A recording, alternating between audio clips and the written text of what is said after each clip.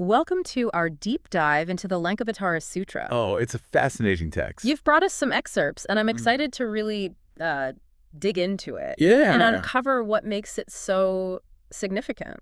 I think we'll have some fun with this one. Yeah, I think so too. It's structured kind of uniquely as a discourse between the Buddha and various bodhisattvas. Okay.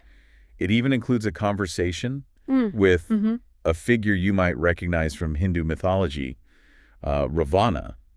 Oh, wow. The king of the Rakshasa. Ravana, that's a connection I wasn't expecting. Yeah. So we're talking Mahayana Buddhism here. Right. And the bodhisattva ideal really jumps out at me from these excerpts. It's central. Why are they so central to Mahayana Buddhism?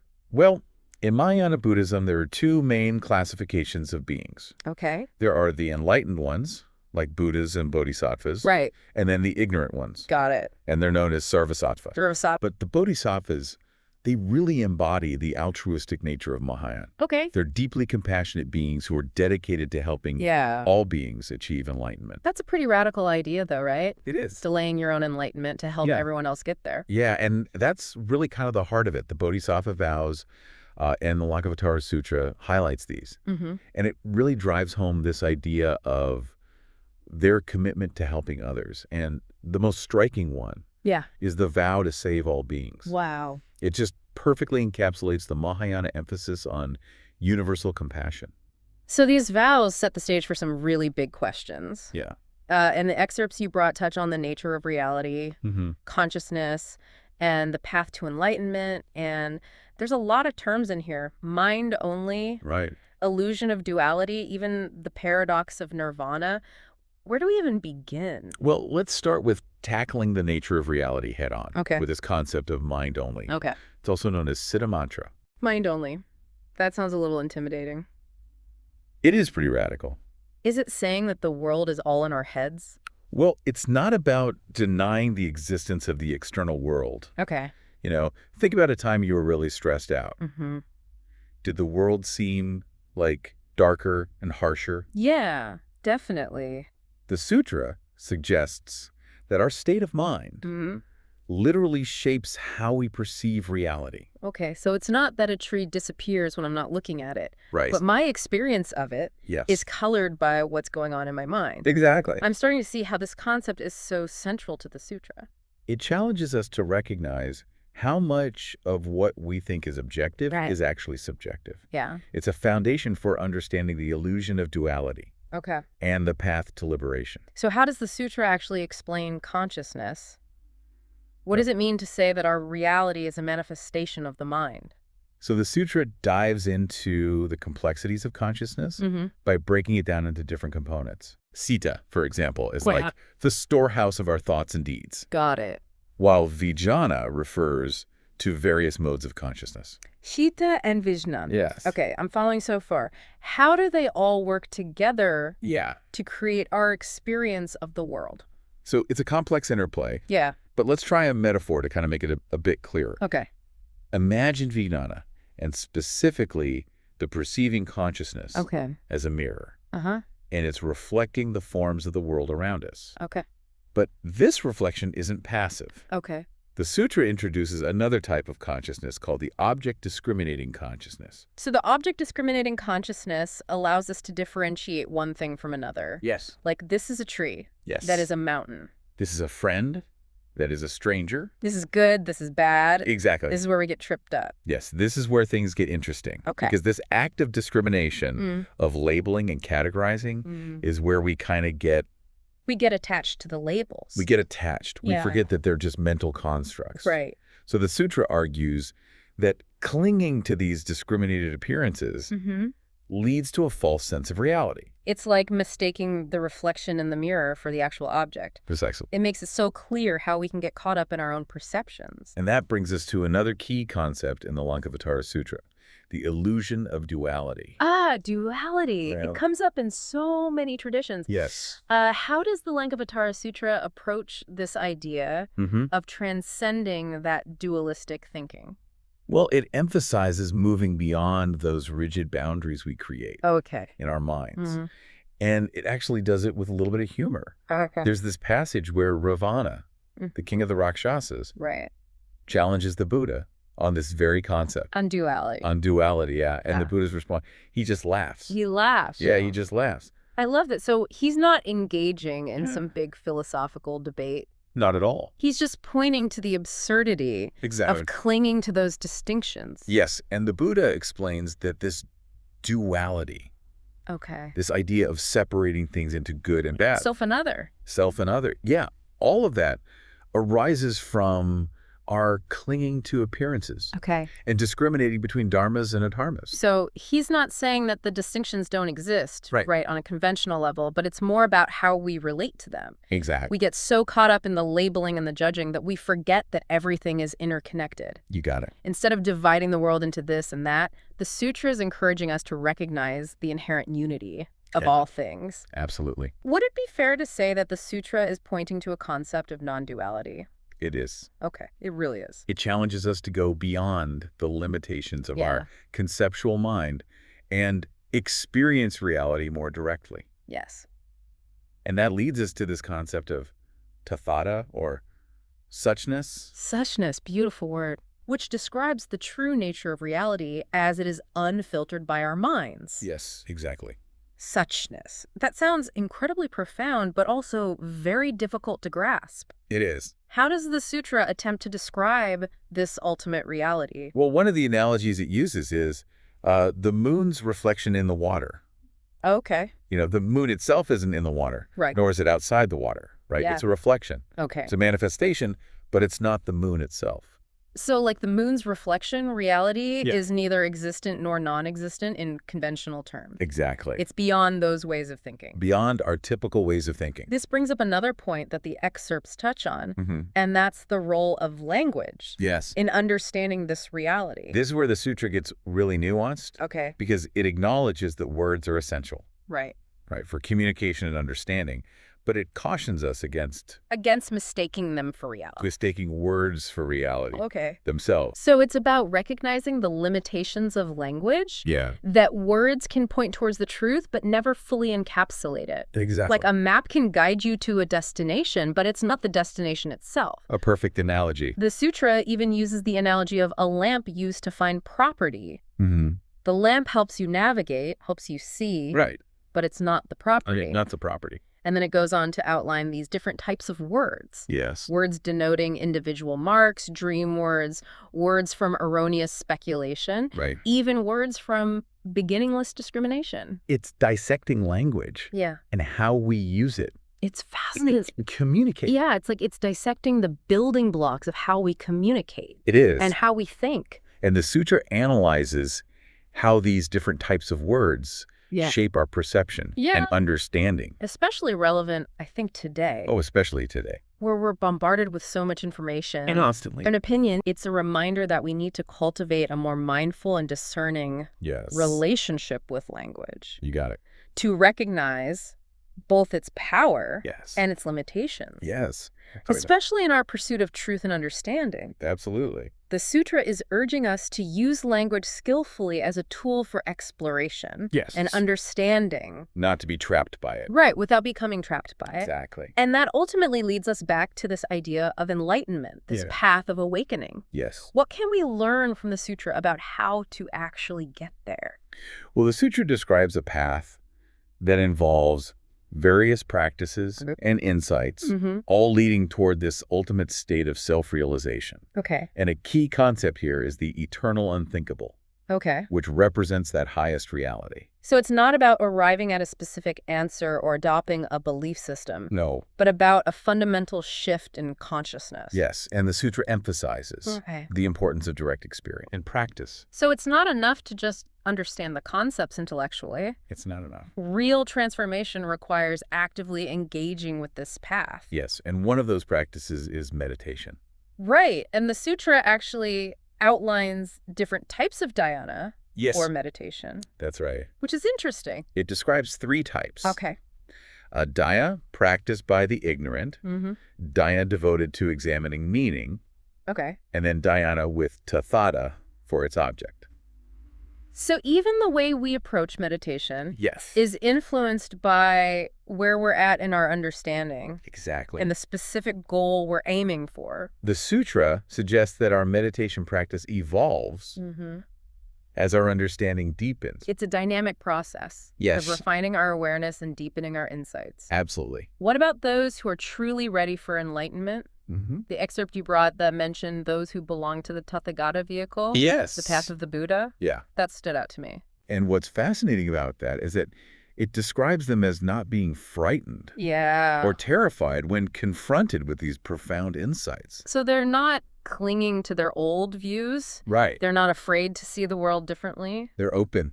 It sounds like a quality of openness, Yes. a willingness to embrace the unknown. Exactly. They're ready to let go of those preconceived notions and embrace the transformative power of these teachings. That sounds like a crucial quality for anyone embarking on this journey. It is. And the sutra definitely doesn't shy away from challenging our conventional views. Not at all. We've only just started to scratch the surface. Yes. And it's been quite a journey already. We've only just begun. There's so much more to uncover. There's so much more. Well, listeners, that's where we're going to pause for now, but don't worry. Yes. We've covered a lot of ground in this first part of our deep dive into the Lankavatara Sutra. We have. But there's much more to come. Much more to come. We'll be back in the next part to explore even more of these profound concepts. Stay tuned. Welcome back to our deep dive into the Lankavatara Sutra. We're continuing our exploration. We are. Last time we talked about mind only, the illusion of duality, and the concept of suchness. It's amazing how all these concepts kind of build on each other. They do. We started with the idea that our minds play a role in shaping our reality, and then how that can lead to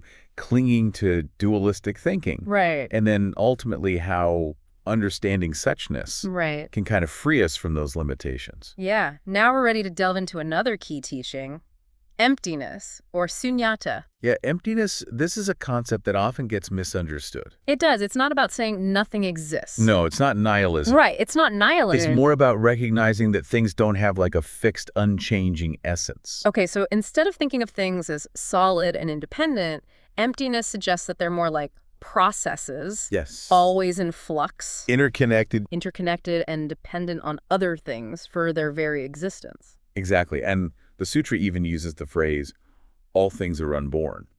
Okay. And it's not denying the appearance of birth, but pointing to this lack of an inherent independent self-nature in all things. So a flower, for example, isn't just a flower. It's the result of seeds, soil, sunlight, rain, countless other causes and conditions. And it's constantly changing. Right. And it's constantly changing, growing, eventually decaying. Yeah, perfect example. And seeing it in this way as a dynamic process rather than a static object is a step towards understanding emptiness. It is. And this understanding is crucial for the path to liberation.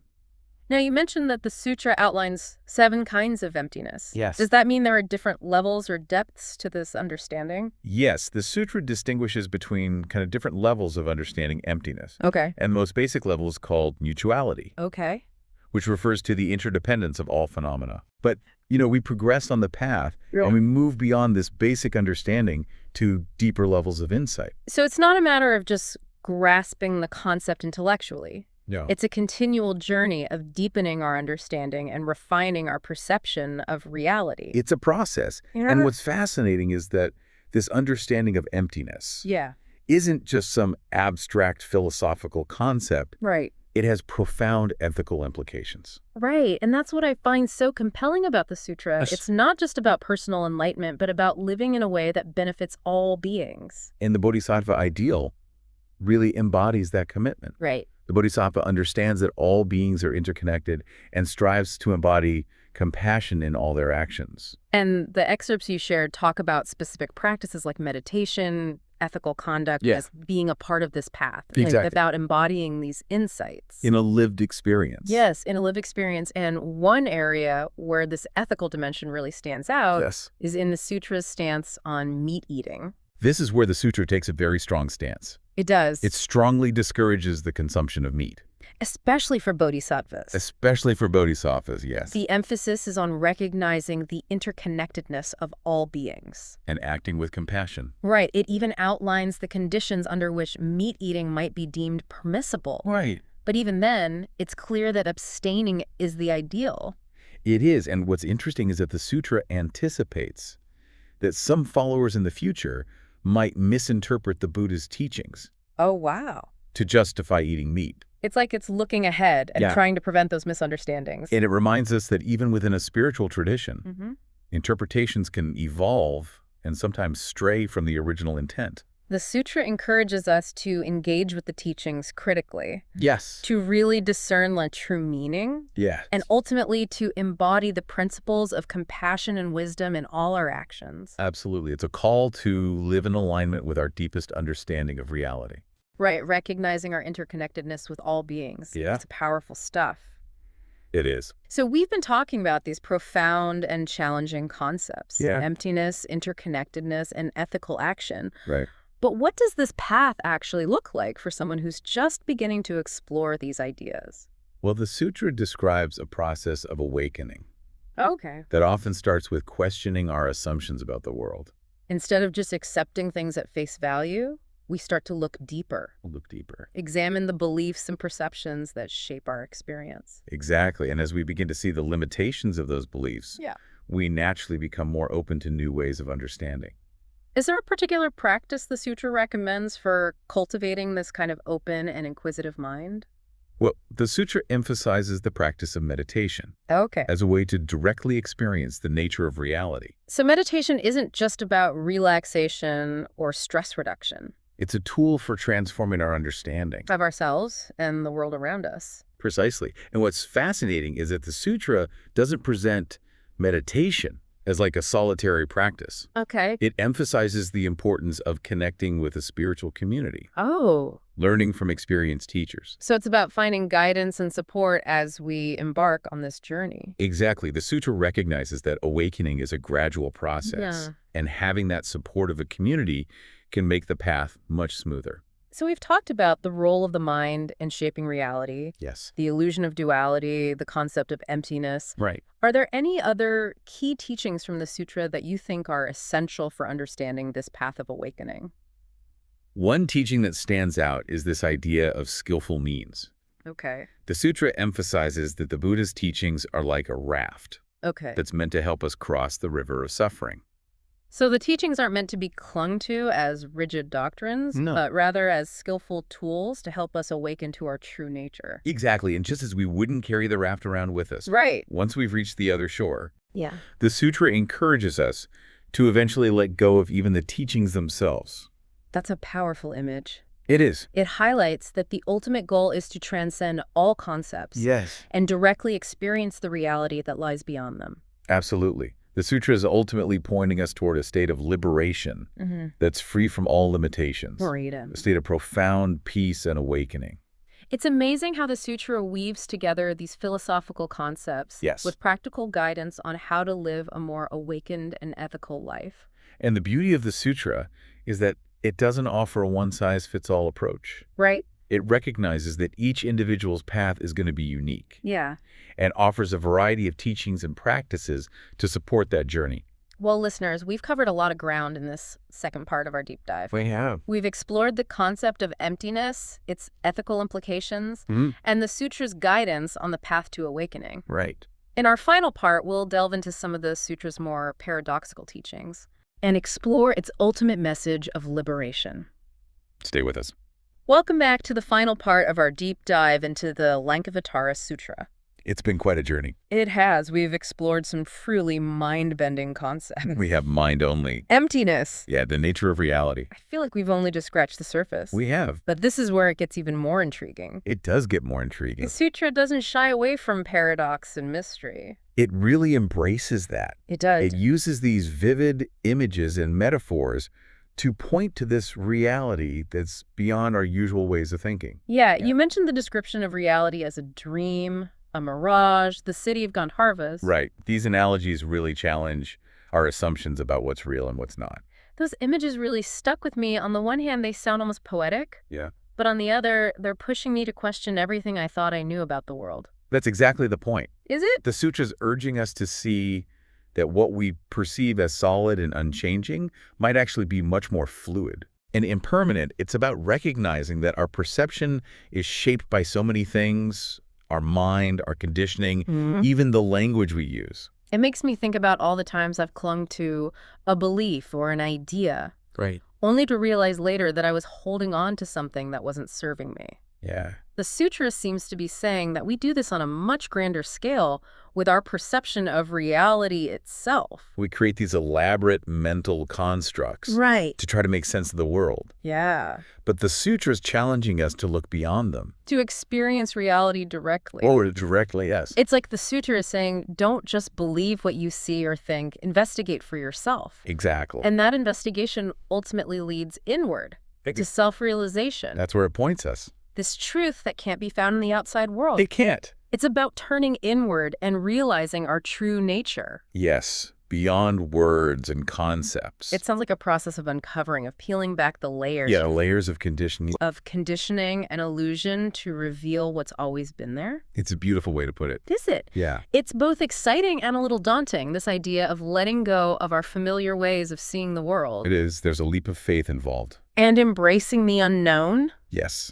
But the sutra also offers this sense of hope and possibility. Does it? It suggests that liberation, enlightenment, is attainable. For anyone. For anyone willing to do the work. So it's not about becoming someone else. No. But about realizing our full potential. Yes, awakening to who we truly are.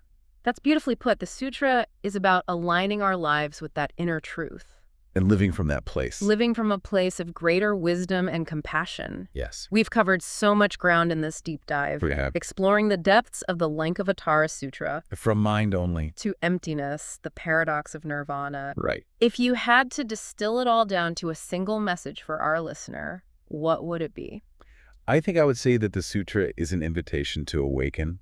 It's a call to question our assumptions, to go beyond the limitations of our conceptual mind, to directly experience the reality that lies beyond our thoughts and perceptions. It's a journey of self-discovery, realizing our true nature, living a more compassionate and awakened life. Beautiful.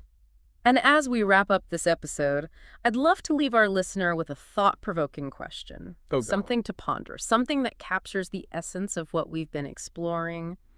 The sutra describes reality as a dream, a mirage, the city of Gandharvas. Right. If the world we perceive is ultimately a manifestation of our own minds, what does that mean for our sense of self? And our responsibilities towards others? That's a great question. It is a powerful question to sit with. It is. And hopefully this deep dive has sparked enough curiosity to keep exploring these ideas further. I hope so too. Thanks for joining us on this journey into the heart of the Lankavatara Sutra. It's been a